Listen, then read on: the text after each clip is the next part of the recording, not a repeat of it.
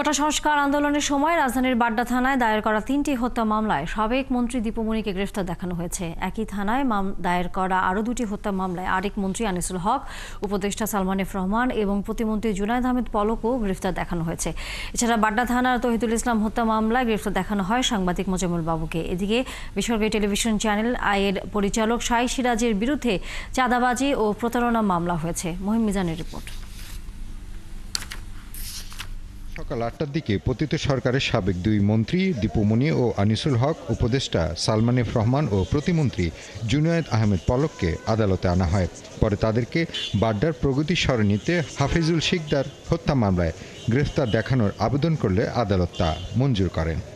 পাশাপাশি বাড্ডা থানার সোহাগ মিয়া হত্যা মামলায় সালমান, আনিসুল ও দীপু মনি এবং পলককে গ্রেফতার দেখানো হয়। বাড্ডা থানায় একটি হত্যা মামলায়, যে মামলায় নিহত হয়েছে হাফিজুল শিকদার, তার পিতাই মামলাটা করেন।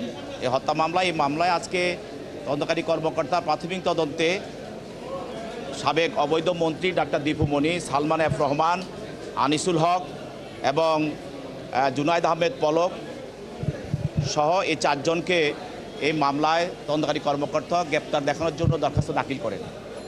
মামলার নথি অনুযায়ী গত 5 আগস্ট সকাল 10টার কর্মস্থলে যাওয়ার সময় বাড্ডার গুলশানের লিংক রোড এলাকায় সোহাগ গুলিবিদ্ধ হয়। এডিটর্স গিল্ডের সভাপতি মোজাম্মেল বাবু ও দীপু মনিকে গ্রেফতার দেখানোর আবেদন করলে আদালত তাও মঞ্জুর করেন। 2 জনের পক্ষে, আসামি পক্ষে তাদের আইনজীবীরা তাদের জামিনের প্রার্থনা করেন এবং তারা জামিন চান। আমরা এই জামিনের বিরোধিতা করি। তারা ঢালাওভাবে অভিযোগ প্রত্যেকটা মামলায় করে যাচ্ছে যে ওনারা এগুলো ইন্ধন দিয়েছে বা ওনারা ষড়যন্ত্র করেছে। এর কোনো তথ্য প্রমাণ বা সাক্ষী আজ পর্যন্ত ওনারা আদালতে কোনো সাক্ষীর স্টেটমেন্ট আদালতে উপস্থাপন করতে পারেনি। এদিকে বেসরকারি টেলিভিশন চ্যানেল আইয়ের পরিচালক শাইখ সিরাজের বিরুদ্ধে চাঁদাবাজি ও প্রতারণা মামলার আবেদন করেন উপস্থাপক ফারজানা ব্রাউনিয়া। আবেদনের পর সিআইডিকে তদন্তের নির্দেশ দিয়েছে আদালত।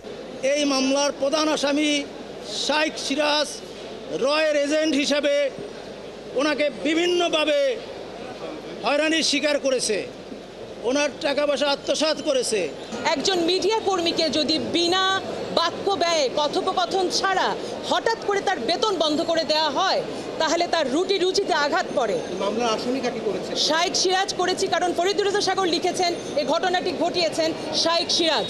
তবে শাইখ সিরাজকে প্রথম যখন আমরা একটি লিগ্যাল নোটিশ পাঠিয়েছি, তিনি জানিয়েছেন যে বোর্ড এটাতে জড়িত। পাশাপাশি সাবেক মন্ত্রী রাশেদ খান মেননকে আরেকটি হত্যা মামলায় গ্রেফতার দেখায় পুলিশ। মহিম মিজান, 71, ঢাকা।